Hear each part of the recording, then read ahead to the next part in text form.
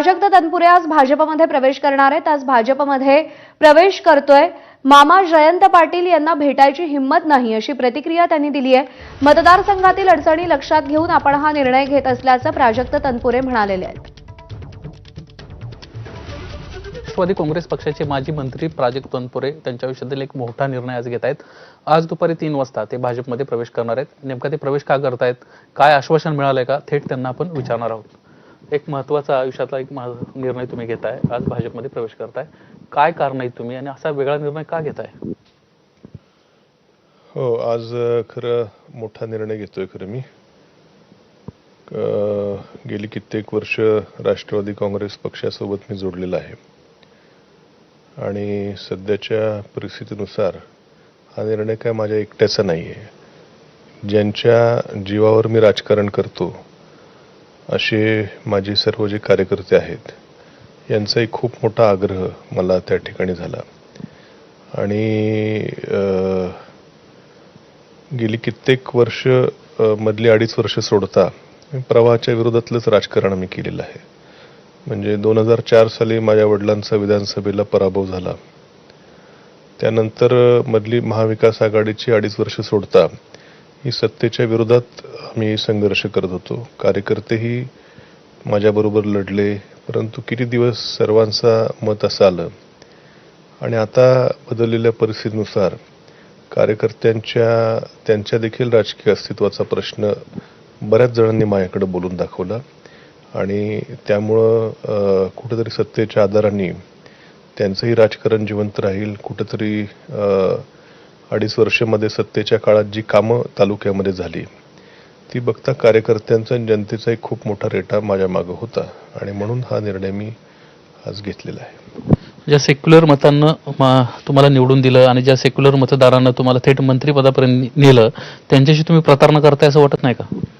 नाही, शेवटी ज्या मतप्रवाहावर मी आत्तापर्यंत राजकारण केलं आणि पण आता माझी लोकच जर मला सांगतायत की ठीक आहे, आपण एखाद्या पक्षात गेलो की प्रत्येक ठिकाणी चांगल्या वाईट गोष्टी असतात, सगळेच विचार आपल्याला पटतील अशातला भाग नाही, पण कार्यकर्त्यांच्या राजकीय अस्तित्वाचा प्रश्न असेल, त्यांनी मध्ये सत्तेच्या काळात जी झपाट्यानं विकास कामं झालेली बघितली, त्यांच्याही गावात त्यांना फायदा झाला, जनतेलाही फायदा झाला, त्यामुळे एक विकासाच्या कुठेतरी सत्तेत गेल्यावरती आपली कामं होतील, आपली राजकीय अडचण ससे होलपट थांबेल, ही लोकांची खूप मोठा रेटा माझ्या मागे होता आणि त्यामुळं त्या पक्षात गेल्यावरती जे विचार आपल्याला पटतात, चांगल्या गोष्टी आहेत, त्या घेऊन पुढे जायचं।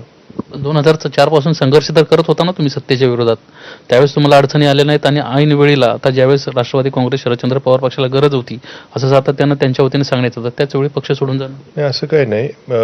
गरजेच्या वेळी मी थांबलेलो देखील आहे। जेव्हा पक्षात वेळोवेळी बंड झाली मी कायम एकनिष्ठ राहिलेलो आहे। जो मला आमदारकी होती तोपर्यंत मला अगदी 2024च्या विधानसभेला देखील मला तिकडून लढण्याची मागणी होती। ती निवडणूक मला एकतर्फी झाली असती, कारण माझ्या विरोधात कोणी उमेदवारच उभा राहिला नसता, जशी आत्ता एकतर्फी झाली मधली पोटनिवडणूक। त्या पद्धतीनं लाखांनी मी निवडून येऊ शकलो असतो त्यावेळेस लाडक्या बहिणीची नुकतीच वाटप सुरू झालेलं होतं किंवा येणार होतं, पण अशाही परिस्थितीत मी विचारांशी त्यावेळेस ठाम राहिलो, कारण मी त्यावेळेस आमदार होतो, पक्षाने हे होतो। परंतु शेवटी ती एक बाजू आहे, पण दुसरी बाजू ज्यांच्या जीवावरती मी आज आमदार होऊ शकतो, पद घेऊ शकतो, अशी जी माझी मतदारसंघातली जनता आहे किंवा माझे जे कार्यकर्ते आहेत त्यांची भावना आता कुठेतरी खूप झाला संघर्ष किंवा जी काय आता शेवटी त्यांच्याही भावनेचा मी अनादर करू शकत नाही।